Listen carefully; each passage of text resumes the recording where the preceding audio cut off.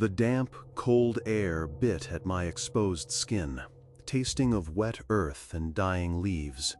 Above, the canopy was a bruised, impenetrable ceiling, swallowing the last vestiges of late autumn light. Above, the curtain of moss-laden branches, my boots sinking into the sodden ground, the silence of the ancient forest pressing in around me like a physical weight. Every snap of a twig, every rustle of unseen creatures seemed amplified in the suffocating quiet. This particular stretch of woodland, forgotten even by the most seasoned rangers, was exactly what I'd been looking for. A blank space on every map, a void I was determined to fill, if only to outrun the one that had opened up inside me. It had been 6 months since I'd lost her, and the gnawing ache of grief was a constant companion, pushing me deeper and deeper into these isolated wilds. That's when I saw it. Nestled amongst gnarled roots and fallen timber, half obscured by a thick shroud of ivy, was an old well. Its stone lip, worn smooth by centuries, was capped by a heavy, rusted iron grate. No path led to it, no sign of recent human presence. It wasn't on any of my charts, not even the most antiquated ones I'd unearthed from dusty archives. A curious anomaly, a forgotten secret. My cartographer's instinct, the same drive that had led me into so many silent, shadowed places, pulled me towards it. I knelt, the cold seeping through the fabric of my trousers, and ran a gloved hand over the pitted iron. The grate felt impossibly heavy, cemented in place by time and rust. I pulled out a loose stone from the surrounding earth, smooth and heavy in my palm. I intended to measure the well's depth, a routine part of my mapping process. With a slight flick of my wrist, I dropped it into the darkness. I braced myself for the distant splash, the satisfying sound of stone meeting water far below. But it never came. Instead, from the echoing blackness, a faint, choked whisper drifted up to me. My name. Thomas? It was barely audible, a phantom breath of sound, carried on the damp air. I froze, my hand still outstretched from the stone's release. The silence of the forest immediately reasserted itself, even deeper now, punctuated only by the frantic beat of my own heart. I must have imagined it. The isolation, the lack of sleep, the creeping cold, it was getting to me. I leaned closer to the grate, pressing an ear against the cold metal, straining to hear over the sudden rush of blood in my ears. For a long moment, there was nothing. Just the deep, dank smell rising from the well's mouth, a scent of wet stone, and something else, something that prickled at the back of my throat. Then it came again, clearer this time, a low, raspy murmur, like dry leaves scraping against rough stone. Thomas, why did you leave me?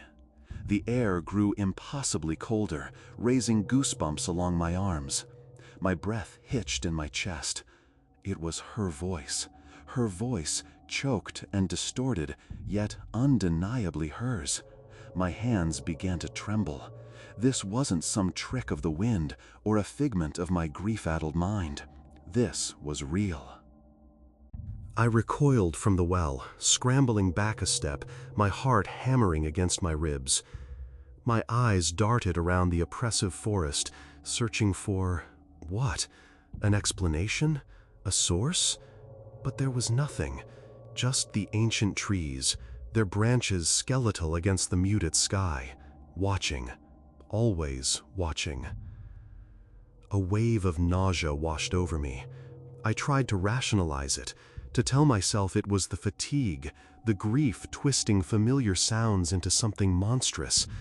But the sound had been too specific, too personal. Why did you leave me?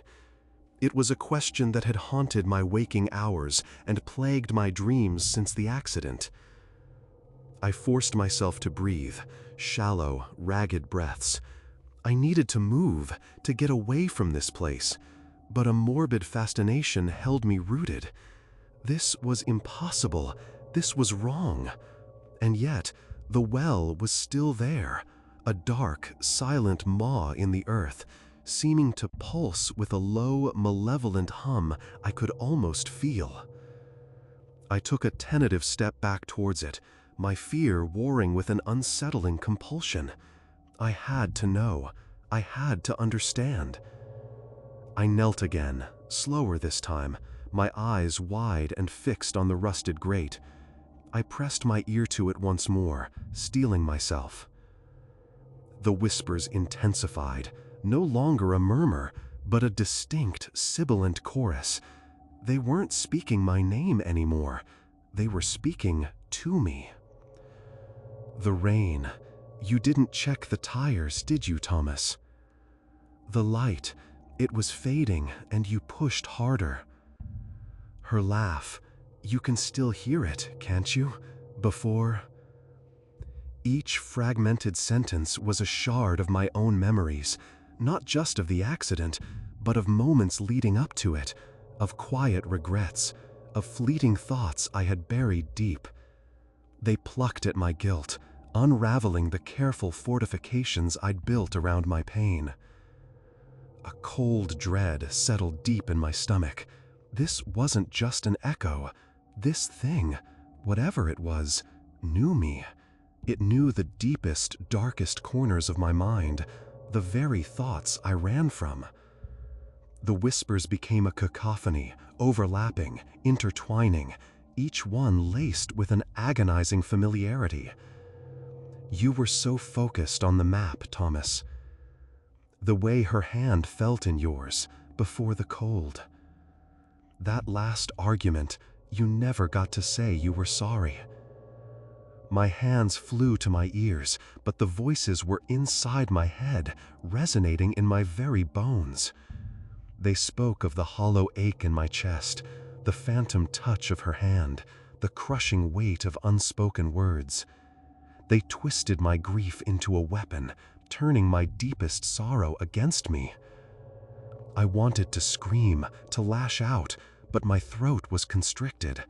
My vision blurred at the edges, the ancient trees around me seeming to close in, their branches transforming into grasping skeletal fingers. The scent of decaying leaves now carried something else, something cloying and sweet, like stale perfume and death. The whispers swelled, becoming a chorus of accusation, of sorrow, of maddening familiarity. It wasn't just her voice anymore. It was mine, distorted, filled with self-loathing. It was the voices of doubt, of regret, that had whispered in my ear in the lonely nights. You could have, if only you had. It was your fault, Thomas. A primal urge to flee surged through me, but my limbs felt heavy, tethered to the spot. The well wasn't just speaking to me, it was drawing me in, its dark mouth a gaping maw promising answers, promising an end to the torment. I felt an irresistible pull, a need to lean closer, to plunge my gaze into the inky blackness that swallowed all light. My mind screamed at me to resist, to run, but my body wouldn't obey. I was a puppet on invisible strings, being drawn towards the precipice. My hands, still pressed against my ears, were now trembling violently. The cold emanating from the well was no longer just the chill of the earth. It was an internal cold, freezing my blood, numbing my very soul. My eyes, wide with terror, were fixed on the grate, which now seemed to pulse faintly, almost breathing. The whispers shifted again, growing louder, more insistent, no longer fragments, but entire, coherent sentences. They painted vivid, terrifying pictures of my past, not as memories, but as present realities. I saw her face, clear as day, smiling up at me, then twisting in pain. I felt the steering wheel slip, the sickening lurch of the car. It was all happening again, replaying inside my mind with chilling fidelity. amplified by the unseen entity within the well. "Come closer, Thomas. You know what you did. You can't escape it down here, not ever. Look into the darkness, Thomas. See what you truly are." My knees buckled. I found myself crawling forward, drawn by an invisible current, until my face was mere inches from the rusted grate. The metal felt impossibly cold against my cheek, seeping into my very bones. The whispers were a roar now, an inescapable clamor that filled my entire being. My own name, repeated endlessly, echoing into the abyss, then thrown back at me, warped and twisted. Thomas, Thomas, Thomas. The darkness beyond the grate seemed to deepen, to solidify, becoming a tangible presence.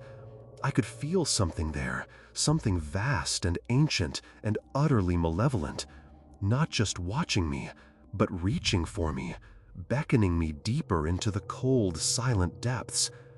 It was the embodiment of every regret, every fear, every unspoken grief that festered within me. And it knew everything. I felt a new urge, cold and insidious, to pry open the grate, to climb in, to surrender to the abyssal voice that promised answers, if only I would embrace the darkness it offered. The terror was overwhelming, yet intertwined with it was a strange, alluring sense of release. To just let go, to fall into the echoing depths, and finally confront the horrors that lay hidden within myself. The forest pressed in, the air grew heavier, and the only sound was the relentless, maddening echo of my name, calling me home to the dark.